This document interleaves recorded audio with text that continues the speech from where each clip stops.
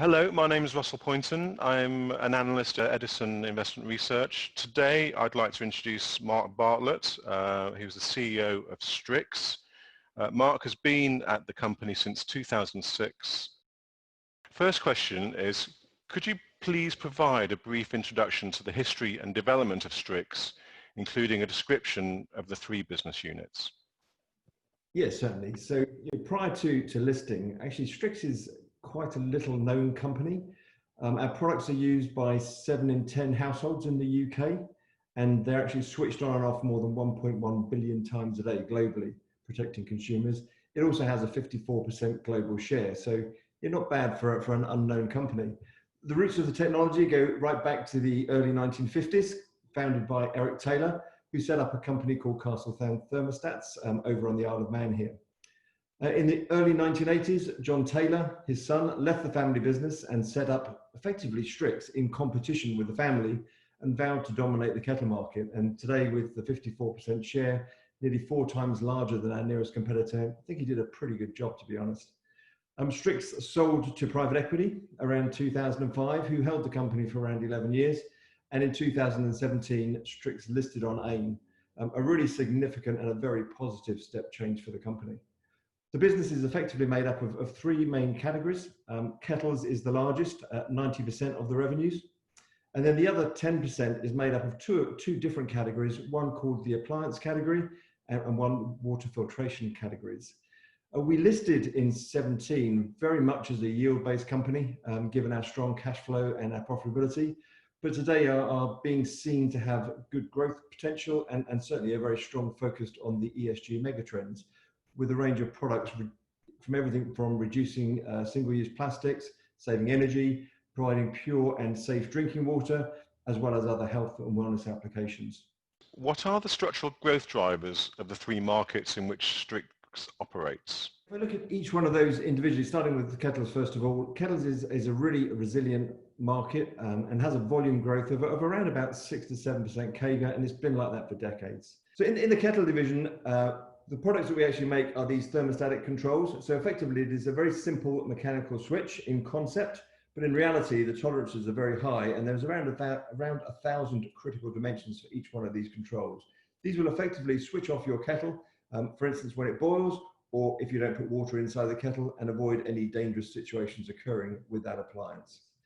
Today, the household penetration is around 35%, so still plenty of growth opportunities. And there's some very specific countries that have got exceptional opportunities, like America, for instance, only a 14% household penetration. And the recent awareness of the health benefits of tea over in America is certainly driving growth of kettles. So we expect to see that grow quite quickly. Other places like India and Russia are also very good targets for us. India, a penetration of less than 10%. So in this particular category, we're going to continue to do what we do best, focus on automation to drive efficiency and quality, evolve the products using new technologies and new materials to improve the specifications while continuing to drive down the cost. Really our aim here is to be best in class controls at a very competitive price for all of the various markets we play in. The second category is the water category, and the Aqua Optima was our core brand originally, and to be honest, under private equity that had very limited focus, but since listing we have grown our UK share from 6% to 20%, and we also acquired a company called Halo Source in 2018, which sort of further expands the opportunity on the water category side. And there was 3 aspects to that particular acquisition. One was the R&D center based over in Seattle. That is now our innovation center for the category. And this year, for example, we'll be launching more than 7 new products. And then there was 2 particular products, one called Astrea, which is a drinking bottle that extracts heavy metals, but particularly lead from drinking water. And that's been taken up by a number of major retailers now in the USA, as well as one of the home shopping networks. And then another technology called Halo Pure, which is effectively a technology that takes the bacteria and viruses out of water. And that was actually used by ourselves during the pandemic as well in our factory, creating a disinfection tent for employees who walked in. So a wide range of applications. And that combination of products has certainly increased our portfolio. And we believe now we're in a very, very strong position as the market recovers to gain additional growth in a market that is typically growing somewhere between 15 and 20% per annum. And then finally, the appliance category. This is a very exciting category for me in particular. It's products that are particularly in the baby care segment and also in the hot water on demand segment, really focused on energy efficiency, improving costs of use of these products and making it easier for the consumers to use. So two big products being launched this year, one called Aurora and one called Duality. These are designed to reduce the amount of waste when boiling water. And just as an interesting statistics, it's estimated that about £300 million is wasted boiling water we never use in the UK. So a really good opportunity to improve things here. And again, some very strong opportunities for growth in that segment. So in summary, plenty of opportunity, 14 new product launches this year. And I expect the ratio of revenues to go from what is currently 90% kettles, 10% others, to around 70% kettles, 30% others within the next 2 to 3 years as we expand these other categories. Could you talk about how the company's intellectual property is protected? IP is a very important part of our business, and we have a very strong reputation for protecting it quite aggressively. We were one of the first Western companies to successfully take action against copyists back in 2010. And since then, we've taken actions across the globe to protect our rights. But in most cases, given our reputation, we settle those before we even get to the courts. For us, there are really 3 key objectives in any such actions. First of all, we're quite targeted and we like to make a lot of noise in the market, which is really to deter others from trying to do the same things. Secondly, we'll always look to receive some compensation, at least to cover all of the legal costs and also lost opportunity costs where appropriate. But actually the most important part for us is to build a 3-year commercial relationship with that individual or company to demonstrate that we can add value.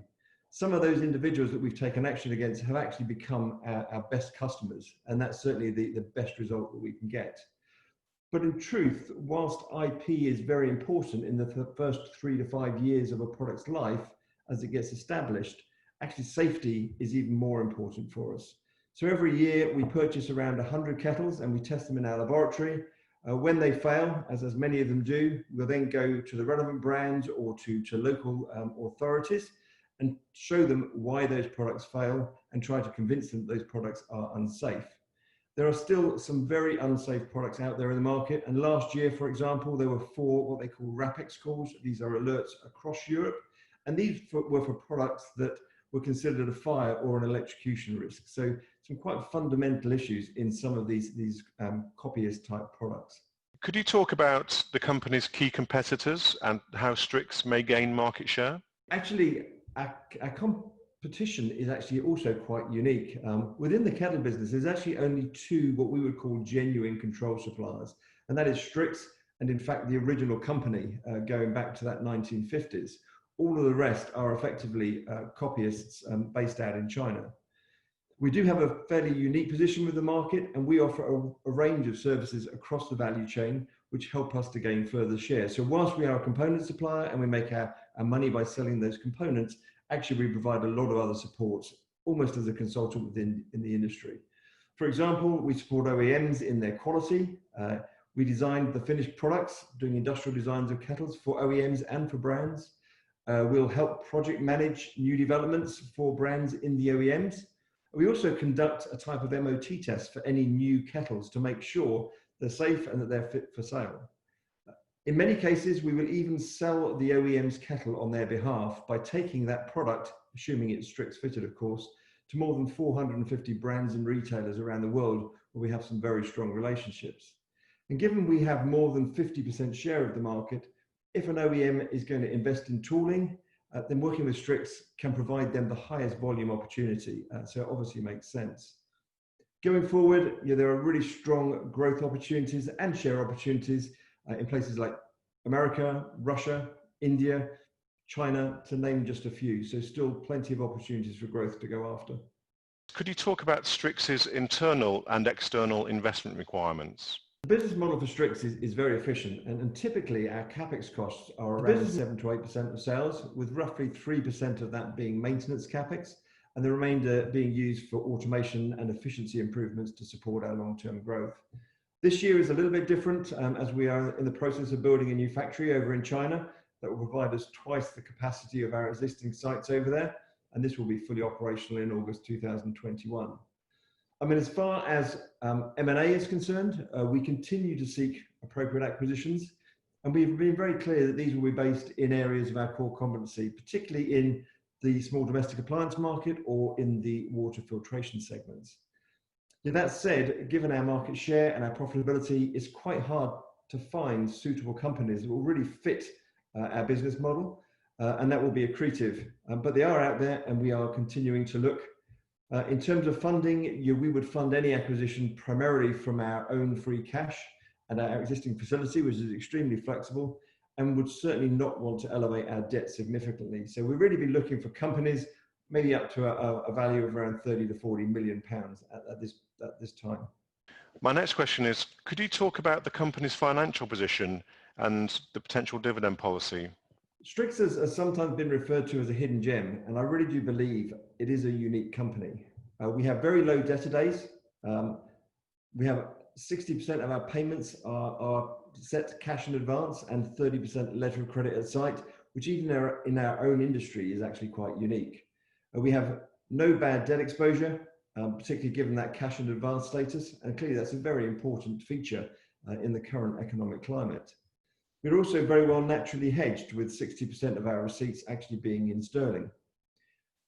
Currently, our debt to EBITDA ratio is just below 1 times, and we have very, very good liquidity, which sets us well for the future.